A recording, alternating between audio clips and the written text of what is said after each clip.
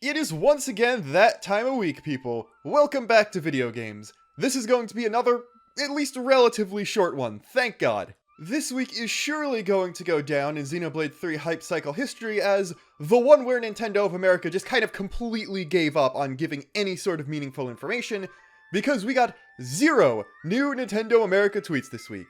We did get one from Nintendo Australia, New Zealand, and Nintendo UK, I think released it last week, which was the English version of the character switching on the field clip. So you get to hear a few more voice lines from various characters. Once again, hear how thick Uni's accent is, as well as hear a little bit more of the Milk Meadows theme, which, surprise, surprise, it sounds even more like Gower Plain plus Gorbot.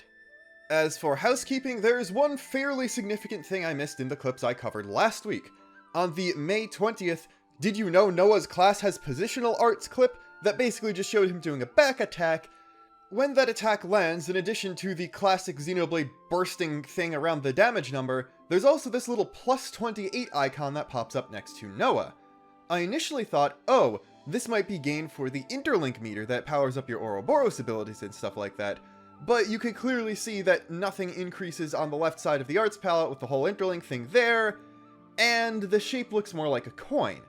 And if you pay attention, you can see in the upper left-hand side of the screen, just to the right of the party list, there is a pile of loot, presumably from an enemy defeated prior to the clip starting, and the two golden circle things that are probably coins vanish a few frames before the plus 28 pop-up shows up next to Noah, so while you might still have to run around to pick up actual items, it looks like money drops will be auto-collected after a certain period of time. This might be some sort of passive ability you need to get by doing something like one of the shop deeds in Xenoblade 2 or the things you could craft in Torna, but the fact remains that you can even more alleviate the small issue that sometimes occurred with Xenoblade 2's loot system. As for other things, this week there was an article going around claiming Xenoblade Chronicles 3 is going to be the first open world game in the series, as said by Nintendo themselves. Don't worry, that was a game journalism fail. The person who wrote that article saying that forgot that X existed. Nintendo did not. The store page for the normal edition, not the non-existent special edition of Xenoblade 3, at least in North America, was updated to say that Xenoblade 3 has an open world. However, it does not say that it is the first open world game in the series, because even if Nintendo forgets that X exists, it remembers that X exists and was an open world game. The actual phrasing, calling 3 open world, is fairly interesting though, as the only time either 1 or 2 was referred as such was on the description on the back of the, I believe, only North American, or only English, Xenoblade 2 box. The official store pages for both 2 and DE do not use the phrase open world, so I think it is in fact still possible that 3 is going to be, if not fully on the level of X, a less linear in terms of level design experience than 1 and 2 were. And then we have Xenoblade 3 getting screwed over by retailer websites accidentally leaking things, Volume 2. This one is not actually a spoiler that reveals something about the plot that was not talked about in any official material like the GameStop thing, and that one was actually changed to not include that spoiler, which is why I don't talk about it in these videos. However, it is official art that we did not see all of. A specific Japanese retailer's page for Xenoblade 3 went up, and it has a bunch of information on it. Most of this is literally copy and pasted from the Japanese website, so there's nothing new to analyze here. However, it has its own version of the second relationship chart that also came out on the official Japanese website like a month ago, which lists the 6 main party members, Riku and Manana, the 3 colony leaders we know about, and the queens of the 2 warring nations. While the official site version of the relationship chart did have small snippets of the official art for those 2 characters, everyone was just in little boxes that only showed their faces, so it was basically just the official art of their masks. This version of the chart, however, uses everyone's full body art, so we now have, admittedly, very blurry art for not Melia and not Nia. And guess what? They are isolated enough where we can AI upscale them, which is where these come from. Before I talk about their designs, it is worth noting that all of the characters besides the 2 queens and the 6 main party members has a little elemental looking effect around their art that hasn't shown up anywhere else. Riku and Manana have this whole windy water thing, Ethel has this metallic lightning-y thing, Isard has this light thing, and Kamaravi obviously has this blue fiery thing. This makes them look like gacha character art, so I would not be surprised if this is the quote-unquote Blade album equivalent for the heroes, and not only Riku and Banana, but these 3 colony leaders eventually do come around to join the party and show up as heroes you can put in the 7th party slot, or wield the class of, which is something that I will be able to confirm later in this video. As for the actual art, there are a few things about these 2 characters that we can tell from this that were not initially evident from seeing them in the 2 trailers. The first kind of significant thing is hair length.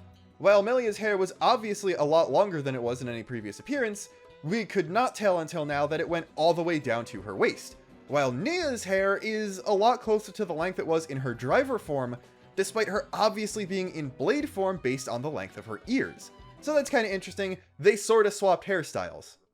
As for the outfits themselves, while we obviously knew Melia was going goth from the first trailer, it looks like her general aesthetic is going in a direction that we haven't really seen out of any previous High-Entia in the series. While yes, there were some regal fantasy-inspired dresses and stuff in Xenoblade 1, they didn't really look like this, being more ornate, classical, high fantasy looking thing, as opposed to being a bit more steampunky / sci-fi to fit with the more high-tech aesthetic that the High-Entia of Alchemoth had. And this is also the first time we've really seen more realistic looking bird feathers being incorporated into High-Entia outfits. This has the unintended effect of the High-Entia based Final Fantasy XIV character I made a year ago, accidentally predicting what Melia's outfit was going to start looking like in Xenoblade 3, so apparently even when I am not trying to predict things, I managed to successfully predict things. And also, if I had a nickel for every time a goth bird lady that was heavily associated with the color blue tried to kill me in a recent JRPG, I would have 2 nickels, which isn't a lot, but it is weird that it happened twice. As for Nia, we got her general gist of her outfit down, I think, a lot better just based on the first trailers. It's based on her blade form outfit, but it's also a bit more traditional Japanese aesthetic with the red and white. We can now see that she's wearing sandals underneath it, and it just generally being a lot more kimono-esque, because it looks like Agnes has taken a lot of outfit design and, I guess, mech aesthetic things as well from the old nation of Torna, as well as modern Alrest that we see in the main game of Xenoblade 2, which is kind of interesting because Nia was not around for old Torna, so she must have learned about the aesthetic from someone, and since she didn't spend a lot of time with Torna the organization, I'm thinking that she and Mithra had some communications, and that even if Pyra and Mithra are against what Nia is doing now, they were at least working together to some degree for the founding of it. She has this whole flower print thing, and we can see, again, a very classical Japanese painting-looking clouds on there too, but the important thing is the whole vines and flowers we can see printed on her outfit are the same as her Catalyst scimitar weapon from Xenoblade 2, so it's another neat carryover from this character's past. In the background of some text boxes, we can get a look at a couple more wide-angle shots of certain areas. So in one, we can see a really big zoomed-out shot of either Milik Meadows or Lieb Plateau with a lot of Volfs and Armus or something. This could be part of the cutscene that introduces an area, or it could just be cropped looking down from a high vantage point. And again, we can see that these areas are a lot more open than all but the biggest and emptiest parts of Xenoblade 1 and 2's world, while seeming more dense than both of those, so again, it's looking a little more X-y. Another one, we can see what is definitely Milik Meadows at sunset, and it looks like there might be a cloud sea surrounding some of these areas, which is very weird. Or again, we've been secretly on top of a floating island the entire time, and those are just the regular clouds out there. The last significant thing is behind the healer description, where we can see what appears to be Keves Colony 4, the one Ethel commands, in the background in Milik Meadows, which is weird because we see her attacking the party in Aegis Wilderness. So it looks like that either story events happen and the colonies move around a lot, or certain colonies might actually dynamically move around the overworld, and you might potentially have to run away from Agnes and Keves soldiers or something, or you can go and sneak into them and use the shops or whatever, and there's actually dynamically changing things like that. I would assume you can't just skip travel to colonies when that happens, but you would probably be able to skip travel to a nearby thing, and interesting things could happen, I guess. Okay, I know it being almost 10 minutes into the video and only now starting to talk about the new Xenoblade JP tweets, which is always the meat of these videos, seems like a bad sign for this one being short, but I promise there isn't actually a lot to talk about here. The first clip we got is literally just part of a cutscene of Iserd confronting the party. This appears to be the source of several different lines and shots of him and party members that we saw in the second trailer. So we could see him with the glowing left eye here, we could see Taion talking to him, we can see Uni talking to him, and the line at the end, while it is in Japanese, does translate to something very similar to the Taion line from the English trailer, "Were you ordered to hunt down Ouroboros too?" So it's likely that that is the cutscene where that line was also pulled from. This takes place in the whole little lakey area that we've seen before, and just the general part of Great Kate Falls that we have seen Iserd's colony at in the past. So it looks like we just go there and he confronts us, and a bunch of interesting things happen there. This is also almost certainly where various scenes of Noah and Mio confronting the colony and the one of Uni tackling Taion out of the way came from. So not a lot to say here. This doesn't really spoil anything that we couldn't already piece together. But the one interesting thing is the implication that Uni and Taion have already fused at least once at this point, as Uni recognizes Iserd from Taion's memory. Now, we know, as the player and people who are getting outside information, that Taion was a subordinate of Iserd who acted as his mentor, teaching him how to be a better tactician, but Uni wouldn't know that without fusing and seeing memories and stuff. So it seems like everyone fused at least once during the Wild Ride fight, and you might not gain the ability to manually fuse in combat until after certain story progress is met, which probably has to do with the two people in each Ouroboros pair actually getting along with each other better, and agreeing to work together and stuff like that, or something significant to people's development has to happen, or something, because based on what we can tell, this whole Iserd confrontation does take place before level 20, and it's in the early 20s where we start seeing the ability to fuse into an Ouroboros show up on the arts palette. Next tweet. You can also decide on a combo by collaborating with your friends and connecting the arts well. Even strong enemies can hit powerful techniques if they lose their posture, fall, and stun. This is basically the, hey, guess what? There are driver combos in this game. Although it's technically not a driver combo because this one is Break Topple Daze, although we know at least Launch is also in. This one shows Noah hitting his side break, and then the crust step he's attacking almost immediately gets toppled and then dazed. So yeah, with 6 characters, it really seems like the driver combo is going to be fairly easy to pull off, but I'm guessing that possibly only certain roles will have access to certain stages of the combo. So like only DPS can do break or something, and then you need a tank to topple because Ryan was the big toppling guy in Xenoblade 1, so I'm guessing Lanz's class is going to be heavily based around toppling and stuff like that. Not really much to say here. This might be a snippet of the battle theme we hadn't heard before, but I don't think it is. Rotbart is even closer than ever before in the background, but not quite close enough where we can actually see his level tag pop up. So while we know what level he's going to be, we can't see that he is in fact that level. Next up, once you find breakpoints around the world, you can always go by skip travel. First of all, it is recommended to find a breakpoint and explore the surrounding area. So this is a third type of place you can skip travel to. We had the classic landmarks and unexplored areas, but now we also have breakpoints, and these seem to function almost exactly like Torna campsites, like I've been saying, except you can actually skip travel directly to them, which is an improvement. While seeing more map UI is always cool, there's probably a lot more to be gleaned from the first screenshot. We could see 2 gathering items in the background. The party list is gone, but we also can't see Taion and Lanz anywhere here. It's just Noah and the 3 girls, and no hero as well. So it's possible that this is a point in the story where you only have access to these 4 characters, which would obviously mean you only get 1 Ouroboros, or they've just walked off screen and haven't walked back on. The title over the campsite itself just says rest area leading camp. So it looks like this is some sort of base camp for something. It might be for the Napon expedition party that the guy behind Uni is part of, or it could be the party's base camp for something, or a military base camp. We don't really know, but it is some sort of base camp. The hexagon exclamation point that seems to suggest the current goal is somewhere on a different map that's separated by a loading zone once again says Cadencia region, but the location the party is currently in says Alfeto Valley, Perenger Zone, Bellinger Zone, Mupellinger area. Yeah, the machine translation really doesn't like that. It's an area that might be named after some other literary figure or something like that, but the important thing is Alfeto Valley is another new area, and we know that because the objective says Cadencia region, it is not part of the Cadencia region, so it must be part of something else, which if you go to the second screenshot, you can see that the name on top is again the Asia region, like the one map screenshot from last week. And we know that the Asia region contains the unexplored viewpoint that was also shown off last week, the one that looks to be an overlook of Millick Meadows.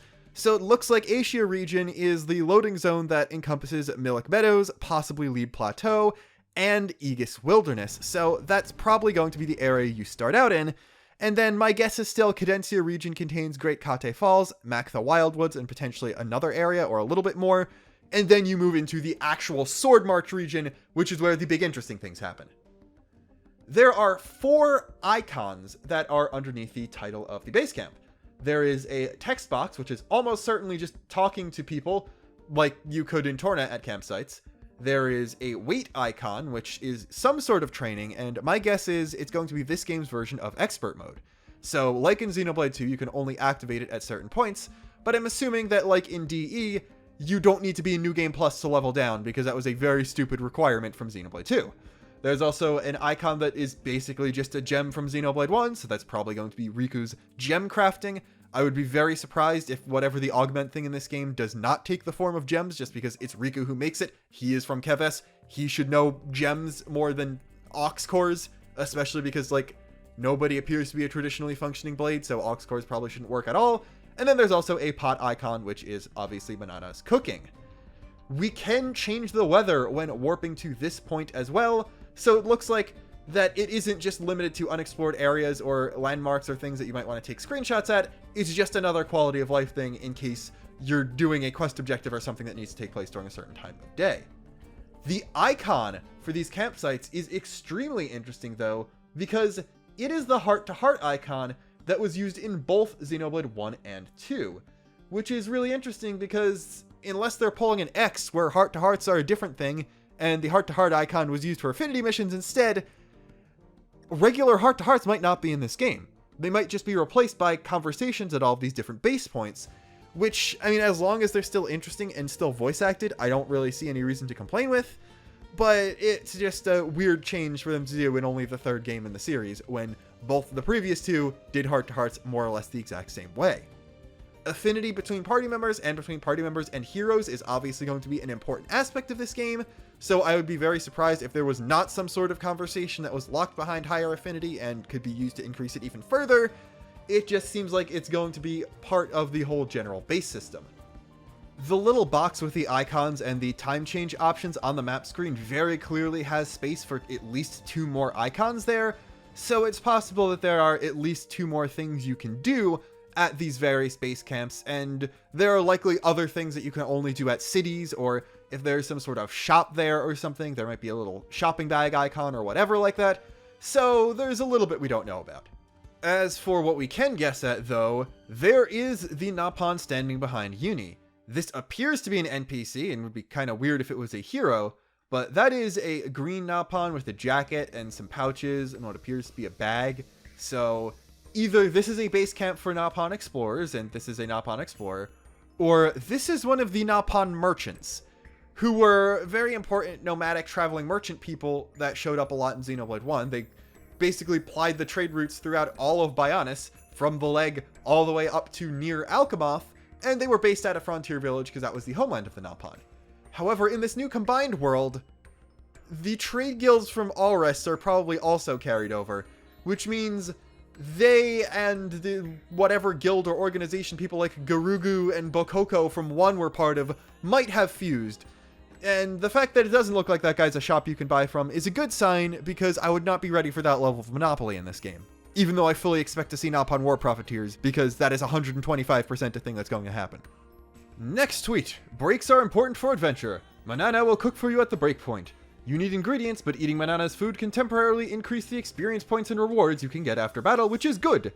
I went to eat various dishes too. We knew Manana's cooking would be a thing, and we knew it would be something somewhat similar to pouch items from Xenoblade 2, with being on a time thing and all that. But what we didn't know was that there are cooking animations where your party members actually do the cooking. And Manana is terrified, because Lens is over there just wanting to grill for God's sake, and yes, he is using the same pot Manana uses as a weapon to do the grilling with, although thankfully he's putting the food in the opposite side of the one that she uses to hit monsters with, so at least good on that. But he's holding the spatula, like, backhandedly, so that's not going to go very well. And then Senna is just dumping the entire shakers of salt and pepper into a pot. And yeah, I can see why Manana is looking this terrified. I hope it's sort of like gem crafting in 1 was, where you can just choose 2 different characters to make the meal and different things like that will happen. I don't know if then they would also double up on Riku's gem crafting being like that, but this is very nice and it gives a lot more personality to all the characters. We can also see that everyone takes their class-specific jackets off when doing these different home-base campsite activities, so we can now see Lance without his jacket on and Senna without hers. Since we already knew that changing class appearances just had the characters change their jacket and not their entire outfit, it looks like they're just relegating everyone to this one neutral outfit, just, I guess, potentially for various pre-rendered animations or things like that to make it easier to do these sorts of animations without having to worry about massive clipping issues with all the different potential outfits the characters have. The second image shows the result of cooking, which is Manana's homemade field battle soup, which has the effects of level experience and class experience increase 5% each. There's also a log in the background, which I at first thought was another icon for something, but no, it's just a collectible that you can see.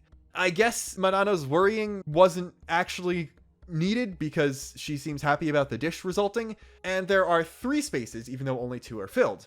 The tweet specifically mentions experience and rewards after battle, so I would assume experience reward, class experience reward, item drop reward, and money drop reward are all different potential effects you can get from these, and maybe you can get smaller number percentage increase for multiple things, or if you got something that was only regular experience, it would be more than 5% here, so I was thinking like maybe 3% if there's 3 effects, 5% if there's 2, 10% if there's 1, or something like that. But I also would not be surprised whatsoever if a more pouch itemy thing also existed here, where you could get food that provided art recharge and a small amount of experience boost, or affinity max barrier and class experience boost, or something like that. I would be very disappointed if this was just a grinding or loot farming aid and not an additional thing you could do to add depth to the combat system. I am assuming that the implications of you can use this to increase your experience and loot were just a such as, and not the end-all be-all of all this mechanic is used for, because it would be a very bad mechanic if that was the case. I'm going to skip over one post because they did a battle system one and then went back to do a different cooking one for some reason, and this one has Uni and Riku eating in a very, again, Colony 6/Mechanis designed area that looks sort of like the arena where you fight the face Mechon looking thing with Valdi in the second trailer. Some of the breakpoints have a dining room, and Manana may inspire new dishes. A trip to explore cooking after a short break from adventure seems to be fun. And the text box that pops up here says, Manana learned to cook refreshing cool breeze vice sandwich, which I am assuming is the thing Riku is eating here. So I guess you might be able to experiment and come up with new recipes, and then you'll be able to learn them and like remember what makes them or something like that. Or just exploring and resting at a camp after doing certain side quests or things will just teach her new things, sort of like how you got access to Minoth's new crafting recipes in Torna. All of those involved just progressing throughout the story, while some other characters required either a side quest or other things in order to progress there. The whole text box popping up over Uni when she's not wearing her jacket in this shot has already spawned a meme that has been beaten senselessly into the ground within 24 hours just of using that as a censor over other characters' chests, so you should not be surprised at this community at this point. I don't really know what else to say. This also now means that Taion is the only one of the main 6 party members who have not seen without his main jacket on, or at least some class jacket, so the chance of him having a core crystal on his chest that he's hiding is still very high. Backing up one, we have special arts that can attack more powerfully than normal arts are also called talent arts. If you act according to your role, you will accumulate. For example, attackers tend to collect when attacking the sides and back of enemies with arts. We have confirmation on what the A button skill is called. I can just call them talent arts, and not talent arts / special things. Thank God! That takes off like 5 minutes from every single future analysis. This is the hypest reveal they've given us in like a month. I am so happy right now. More importantly, I was right about how DPS classes charge their talent art. You need to hit positionals to get it. Which means, I don't know, I was right about something, and positioning is even more important in this game because you can't use your most powerful attacks without doing it properly. Our final clip for the day is going to foster a lot of discussion, so don't expect an under 30 minutes video, which you would already know about because you could see the time code. Shut up. The talent art of Noah's class Sword Fighter is Exceed Buster. The official English name of this is Overclock Buster, which is a double reference, so I actually prefer it to Exceed Buster. It also hits the enemy with a powerful blow. When the enemy is stunned, a lot of damage is done, so the point is to collaborate with friends who have stun attack arts. Stun means daze here, so it's basically saying, do your positionals, make one of those positionals be inflicting break, and then when the enemy is dazed, you pop Overclock Buster. There are a few things about this clip that can be talked about, but I'm going to talk about the arts on the left side of Noah's arts palette, and to do that, we actually need to back up to a previous video clip, the one that talked about Mio's class from last week. In this clip, while her right side arts are all ones we've seen before, her left side is very interesting, as the one set to D-pad up is Crash Out, an AoE aggro up ability that we've heard Lance call out in several English voice clips, so we know as a fact it comes from his class. On D-pad right, however, is Ether Cannon, an art that inflicts accuracy down. That can't possibly be from Lance's weapon class. He does not have a gun whatsoever. Presumably it's from Uni's because she has a gun and it is a circle art, so it is from a Keves class. But the point is, cross-class arts are not as simple as you set a subclass and then you can use arts from that other class. It is, if you have unlocked arts on another class, you can combine them all. I thought class mixing in this game was either going to be like Bravely Default, where you had a main class and a subclass and then could choose passive abilities from every class you'd unlock things from, or like Xenoblade X, where each class had 2 weapons and once you mastered a class line, you could use those weapons with other classes and mix up arts better. It's more. You could just kind of combine every class from the opposite nation of your main class, and that is kind of ridiculous. I'm not going to say the word class anymore because it's losing all meaning, but that's kind of incredible, and the fact that we can see Mio using what appears to be a healer type art on her tank class suggests that we can have a bit more composite roles where, while yes, someone who isn't explicitly main classing a healer can't revive people, you could still just dump all of your healing arts from various classes onto someone who's playing tank, so you can have a really survivable person whose job is to keep everyone else up, even if they can't revive people, and presumably just delegate that job to Uni, Taion, or Ouroboros, I guess. I apparently skipped over this clip when I was doing last week's video because when I downloaded it to reuse here, it didn't have a parentheses 1 in the video name, so I'm going to talk about it here, and we're just going to pretend that I actually did put this in last week's video. The art Butterfly Edge of Mio's class Zephyr is also a technique to concentrate the enemy's aim on Mio. Defender Mio is reliable because she can dodge enemy attacks with quick movements. When the enemy is aiming at Mio, the compatibility with Air Fang that increases the attack damage is outstanding. This is basically just a very verbose way of saying that Mio can take enemies aggro, and when she's aggroed, Air Fang does more damage. In this clip, we can very clearly see that Butterfly Blade starts recharging when she begins to auto-attack after it's used, while the 2 arts she has on the left side are just ticking up over time. Now, they are actually charging fairly fast, at least compared to the Noah arts we've seen, though keep in mind Mio here is level 25, so her arts probably should be rolling a lot faster than a guy with half of her level.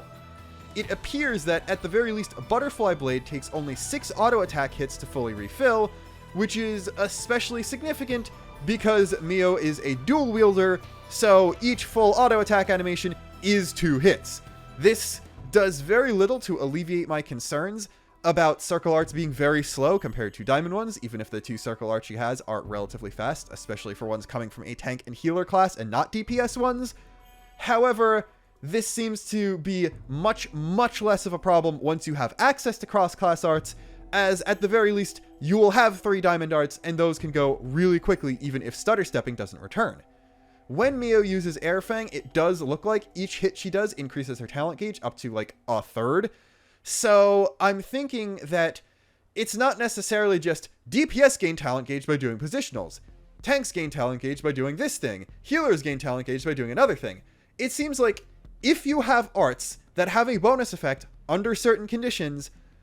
Activating that bonus effect is the thing that charges up your talent gauge, as Noah's 2 positional arts have bonus effects for doing those positionals, and Mio uses Air Fang, which does increase damage when she's aggroed, and that's the only art she uses that refills her talent gauge. So it might be a bit less nuanced than we were thinking about, but at the same time, that might mean your cross-class arts might have different things that need to be done to gain bonus damage or bonus effects on them, so there are multiple ways you can charge your talent gauge, which is pretty interesting, especially with the massive amount of art customization that we just realized existed from these 2 clips. Also, in this clip and the Noah one I'm about to start talking about, the party is fighting an elite enemy, and a battle theme that is not the usual one we've been hearing throughout all these video clips is playing, so it seems like elite enemies and unique monsters will both have separate, different battle themes, or maybe, again, it's a Xenoblade 2 situation and the regular battle theme changes multiple times throughout the story. In the initial Japanese healer clip, the one with Uni in Mac the Wildwood, before we learned what Mac the Wildwood was, and was not replicated for the localized version because my conspiracy theory about the person with the dev kit not getting that far, that is also playing a different battle theme, but it's kind of hard to tell if it's the same song as in this Mio and Noah clip, as while those 2 are definitely the same piece of music, I can't tell decisively whether or not the old healer clip one is also the same song. So we know there are multiple regular battle themes and a You Will Know Our Names version. We just don't know how many of each there are, and what the catalyst for a different theme showing up is. As for Noah, his D-pad right art is Giant Swing, which is a knockback attack that almost certainly comes from Senna's hammer class, while on D-pad up, he has an ability that is either backflow or reverse wandering, depending on what the machine translation is feeling like, which inflicts ether defense down. It's a Diamond Agnes art, and both the name and effect sound very Taion-esque, so presumably that comes from his class. We can also in this clip see exactly how cross-class arts work, as while Noah doesn't use any, it's basically just showing off him using Overclock Buster. We can see in the background at the beginning of the clip, Uni has Taion's Katashiro weapon out, and then that fades away while using the fire thing, she summons her regular staff. And then, after that, we can also see Senna do a hammer swing that's either an auto attack or an art, then her hammer fades away, and she summons either a sword and a shield, or Manana's pot lid and Riku's multi-tool gun thing. So the shield she's using looks like Manana's pot lid, but I can't exactly tell if the weapon she has in her right hand is Riku's gun thing or like just a regular sword. So it's either Yumsmith, which means that I was wrong about other characters being able to cross-class into Yumsmith just because Riku and Manana aren't blade users, or this is some weird combination of Manana and Xeon, which either way, that doesn't look like Xeon's shield. You get some aspects of Yumsmith on characters with blades, even though it's not a blade weapon, which is interesting. I was wrong. But anyway, when you use a cross-class art, you physically summon the weapon for that class, and then perform the regular art animation you'd have if that was your main class. So it's not just you perform a generic animation thing, and this removes any potential doubt that these arts are other party members using them.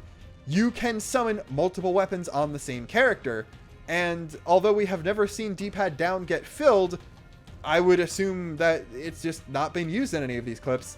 And since we've already seen arts for multiple classes on the left side, we can have each character technically using 4 weapons, which is kind of incredible. This also raises a few questions about what the Yumsmith class actually is. Senna is clearly in her hammer class, and then swaps to Yumsmith for 1 art, which means she is in an Agnes class, and the Yumsmith ability must have been cross-classed over, which suggests that despite the class being used by a combination of an Agnes character and a Keves character, it is going to be a Keves circle art class, which is kind of interesting because the only other 2 heroes we've seen in the party for sure are Xeon, a High Entia, wearing a Keves military uniform, and Valdi, a Machina, who is also almost certainly from Keves and has the military tattoo, so they are also almost certainly a Keves or ex-Keves soldier, which means we now have 3 hero classes, 1 DPS, 1 tank, and 1 healer. Yumsmith is DPS, Xeon is a tank, and Valdi is a healer, all of whom are from Keves. So I'm thinking that, as a possibility, we might only get 6 heroes throughout the entire base game, pre-New Game Plus, post-launch updates, or DLC, just so we would have 2 tanks, 2 DPS, and 2 healers from each nation for a total of 12 classes, which is not entirely unreasonable if you look at the amount of common blade weapons there were in Xenoblade 2. The thing with this is, we have not seen any Agnes characters who could potentially be a hero besides Green Gormati, who we have not actually seen in the party, unlike the 3 Keves people I was just talking about. And the whole thing where I said Ethel, Assert, and Kamaravi were also very much posed in such a way that they could become heroes or somehow give their weapon class to the party, so I'm not really sure. Maybe we get 6 heroes and then can also take a few weapon classes from each boss, so we might get an extra tank, DPS, and healer from each nation, so we have a total of 18 classes, and we're almost certainly going to get something reminiscent of how Melia and Nia are going to be fighting in this game, so I'm not entirely sure how exactly they're going to do things, but it's possible we might not have a massive amount of different classes just because, well, yes, Xenoblade 2 had a lot, it didn't have that many more than you're probably thinking of before DLC at least, and a lot of the DLC ones were just clones, so temper your expectations when it comes to this. I would not be surprised if we only have a low teens for our total number of classes in the game. We also see what is definitely just Senna's hammer, where she turns it into this giant double-headed staff thing and smashes that down on the enemy. We've seen her use that in other clips before, but this is another angle of it, and that's pretty cool. The party is fighting a level 48 Turkin in what appears to be a Great Kate Falls area. This is the highest level we have seen the party fight, but it's in an area where we've seen lower level enemies, so this is probably just a higher level exclusive area, either blocked by story progress or field skills. Also, let's go! Turkin are back! Anyone who's a burb enjoyer like myself should be popping off right now. This Turkin is using a sword and shield, so it looks like their technology level has increased, so maybe some of them get to use blades and we get access to one of them as a hero? I don't know. I think that would be pretty cool. Anyway, Noah uses his talent art, and it's a big cinematic, and that's neat and all, but I don't see any QTEs there, which is kind of worrying, because going into a big cinematic for talent arts, especially ones on a 20-second effective cooldown like Noah's is bad if there's no QTEs, because that just means it stops combat for several seconds to make you watch the same animation every single time, which is not very good, and is the exact reason why visions in Xenoblade 1 are actually a bad mechanic. So hopefully this is just dev footage or the option to turn QTEs off. I would prefer the second because some people don't like QTEs, and giving more options to the player is always better, especially if it's for accessibility reasons. And that's it. That's all I've got. See you next week for more video games. Until then, this really do be Luxon, and I am done talking now.